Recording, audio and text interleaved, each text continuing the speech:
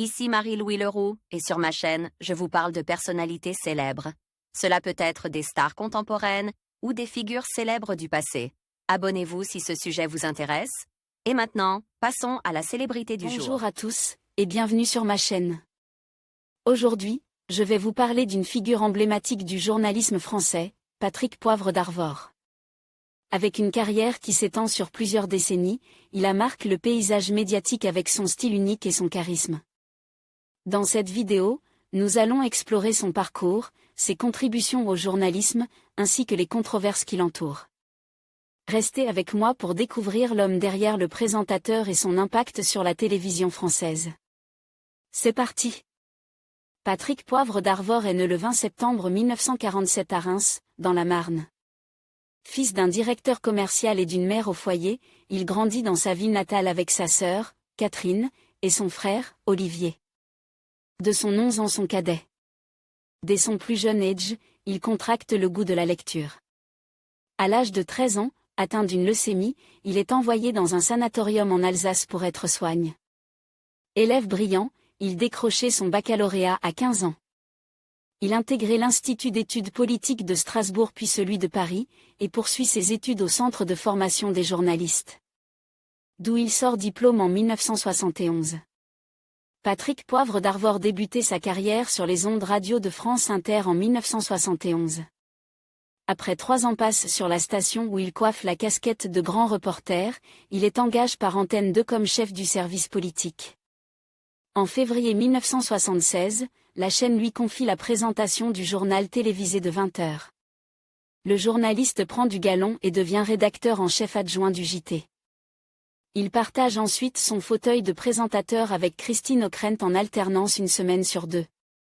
Il présente son dernier journal télévisé sur Antenne 2 durant l'été 1983.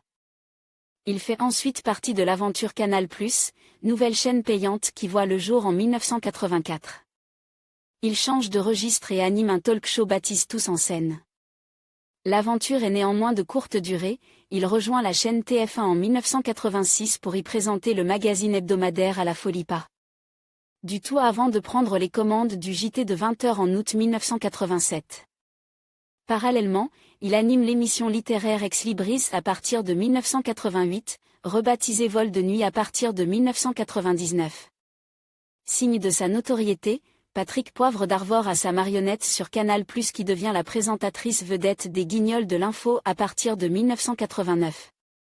TF1 lui confie également des émissions politiques, Face à la Une en 2004, J'ai une question à vous poser en 2007. Après 21 ans de service, il est évincé de TF1 et présente son dernier journal de 20h le 10 juillet 2008. C'est la journaliste Laurence Ferrari qui lui succède alors. Patrick Poivre d'Arvor rebondit sur France 5 et anime La Traversée du Miroir, 2009 à 2012, et Une maison, un écrivain, depuis 2011. Depuis janvier 2014, il anime la tranche d'information entre 19h et 20h sur Radio Classique. Auteur prolifique, Patrick Poivre d'Arvor écrit son premier roman à 17 ans, Les Enfants de l'Aube, inspire de son séjour en Alsace. Publié en 1982, cet ouvrage est devenu un best-seller et a été adapté à la télévision par Marc Angelo. Il coécrit plusieurs ouvrages avec son frère Olivier Poivre d'Arvor, Frères et sœurs, Disparaître, J'ai tant rêve de toi. Les ouvrages autobiographiques occupent également une large place dans sa bibliographie, Lettres à l'absente, 1933, et Elle n'était pas d'ici, 1995, sont dédiés à sa fille Solène. En mars 2015, il renoue avec le roman et publie Un homme en fuite. Le 18 février 2021, Le Parisien révélait que Patrick Poivre d'Arvor est visé par une enquête après le dépôt de plainte de Florence Porcel, qui l'accuse d'avoir abusé d'elle sexuellement, entre 2004 et 2009. Patrick Poivre d'Arvor dément les accusations par la voix de son avocat. Le 30 mars 2021, Patrick Poivre d'Arvor porte plainte contre Florence Porcel pour dénonciation calomnieuse auprès du parquet de Nanterre. Le 25 juin 2021, le parquet de Nanterre indique que l'enquête pour viol visant Patrick Poivre d'Arvor est classée sans suite pour prescription ou pour insuffisance de preuves. En décembre 2023, il est mis pour la première fois en examen pour viol sur Florence Porcel. Cote vie privée, Patrick Poivre d'Arvor rencontre Véronique Courcou durant ses vacances d'été à Trégastel en 1962. Il est âgé de 15 ans. Véronique a 5 ans de plus que lui et exerce son métier d'institutrice à Neuilly. Le couple accueille rapidement son premier enfant, une fille prénommée Dorothée. Leur mariage est célèbre en avril 1971 à Neuilly. Leur fils Arnaud Poivre d'Arvor naît le 1er mai 1972. Le 8 décembre 1974, leur fille Tiphaine, qui n'a que quelques mois, décédée de la mort subite du nourrisson. Le couple a 3 autres filles, Solène, née en 1975, Garance, bébé mort-né en 1980, et Morgane, née en 1981. Le 27 janvier 1995, Solène, atteinte d'anorexie, se suicide dans le métro parisien. Après 40 ans de mariage, Véronique et Patrick Poivre d'Arvor divorcent en 2010. Patrick Poivre d'Arvor a également un fils, François, né le 29 avril 1995, de sa relation avec la journaliste Claire Chazal.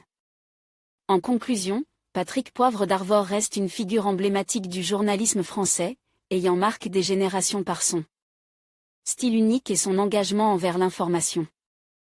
Son parcours, riche en succès et en défis, témoigne de l'évolution des médias au cours des dernières décennies. Que ce soit à travers ses interviews percutantes ou ses contributions littéraires, il a su captiver un large public. Nous espérons que cette vidéo vous a permis de mieux comprendre l'impact de cet homme sur le paysage médiatique. Merci de nous avoir suivis et à bientôt pour de nouvelles découvertes.